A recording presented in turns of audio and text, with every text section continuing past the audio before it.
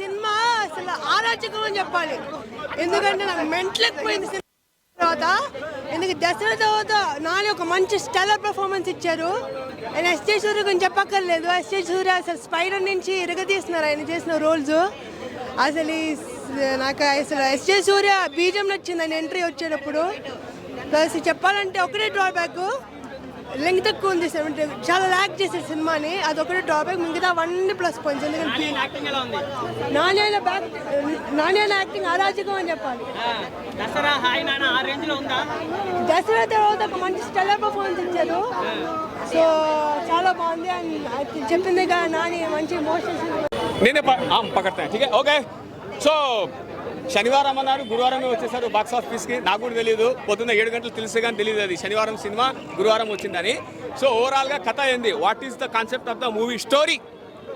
ఒక ఊరిలో కానీ ఒక పర్సన్లో కానీ ధైర్యం రావడం కోసం 2 గంటల 50 నిమిషాలు సినిమా తీశారా, లేకపోతే నాని యొక్క కర్తవ్యానికి ఊరు బలి అయిందా, లేకుంటే ఎస్జే సూర్య ఆశీష్ విద్యార్థి గారి కోపానికి పూలసరేకులు ఏదో పేరు ఉంటుంది మర్చిపోయినా, అది పూలసరేకు ఊరు బలి అయిందా అనేటువంటిది ఈ కాన్సెప్ట్.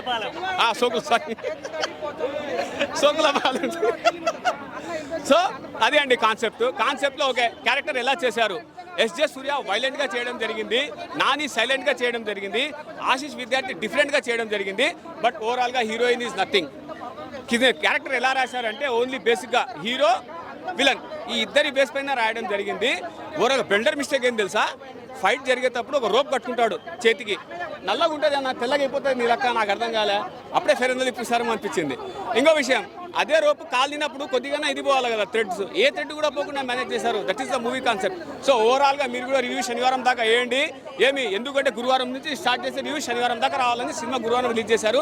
ఓవరాల్గా మూవీ ఏది లేదు, ఇప్పుడు మీకు నెక్స్ట్ మూవీ ఏది లేదు, అర్థమైపోయింది నాకు. నా రివ్యూ తప్ప వేరే ఆప్షన్ లేదు. మీకు ఓకేనా? సరిపోతే శనివారం. ఓకే, నేను 3 వేసుకున్నా, 3 out of 3. That's it. Cinema బాగుందన్న, చాలా బాగుంది, మంచి నీట్గా ఉంది. సబ్జెక్ట్ మాత్రం సినిమా నిజంగా నాన్నగారిని ఎప్పుడు చూడని లుక్లో చూసాం. మాస్ లుక్, ఊర మాస్ అన్నమాట. నిజంగా శనివారం అయితే నాకు సరిపోలే, నాన్నగారి నుంచి ఇంకే కావాలనుకుంటున్నా. ఈ సినిమా మటుకైతే ఒకటైతే చెప్తా, ఫస్ట్ హాఫ్ నిజంగా మదర్ సెంటిమెంట్ కానీ, ఆ సాంగ్సే కానీ, బ్యాక్గ్రౌండ్ మ్యూజిక్ కానీ, ఆర్ఆర్ కానీ, ప్రొడక్షన్ వాల్యూస్ కానీ ఎవ్రీథింగ్ చాలా బాగున్నాయి. సెకండ్ హాఫ్ కోసం వాళ్ళకి ఇంకా వేరే లెవెల్ ఉంది. చాలా మంది కావాలని ఏమంటారంటే ఇంకా బాగా చెప్పు అంటే ఉన్నది చెప్తాం అన్న, లేదంటే చెప్తాం అంటే నిజంగా మైండ్ బ్లాక్ చేసాడు. సినిమా చూడండి, ఫ్యాంటాస్టిక్ గా ఉంటది, ప్రతి సోని విజువల్స్ హైలైట్ ఉంటది భయ్య. సో ఎవరు మిస్ అవ్వద్దు. హీరోయిన్ ఇరగదీసింది, పెర్ఫార్మెన్స్ బాగుంది. ఖచ్చితంగా సినిమా 174 నిమిషాలండి. ప్రతి ఒక్కరికి ఏంటంటే లెంత్ ప్రాబ్లం లేదు, అంటే సుందరం కూడా కొంచెం లెంత్ ఎక్కువైంది, కానీ స్టోరీ మంచి స్టోరీ. సో ఇది కూడా సేమ్ అటువంటిదే. సో అంటే బ్యాక్గ్రౌండ్ లో ఏంటంటే బీజిఎం భయ్య, బీజిఎం ఎరగదెంగారు, సావుదెంగారు బీజిఎం, నిజం చెప్తాను కదా. సో వాడు చెప్తున్నానండి, నాకు తెలిసినంత వరకు ఇందాక ఒకటి చెప్పాడు, దేవర మించిన సినిమా అవుద్దని చెప్పిండు. దీనికి సంబంధం చెప్పు. దేవర సినిమాకి ఈ సినిమాకి ఏమన్నా సంబంధం ఉన్నదా? అంటే నాని సరిగ్గా చేయలేదా? నాని సరిగ్గా చేసి సినిమా బాగాలేదా? సినిమా బాగుంది, మరి అంటే తోపు నాకు సరిపోలే అన్న. అంటే సాంగ్స్ గిట్లా అన్ని మిస్ అయినాం కదా, కొద్ది సాంగ్స్ ఉంటే బాగుండు. అలాగే హీరోయిన్ ఏంది ఒక సాంగ్ ఏం సరిపోద్ది భయ్య, హీరోయిన్ కాంబినేషన్ కూడా బాగాలేదు.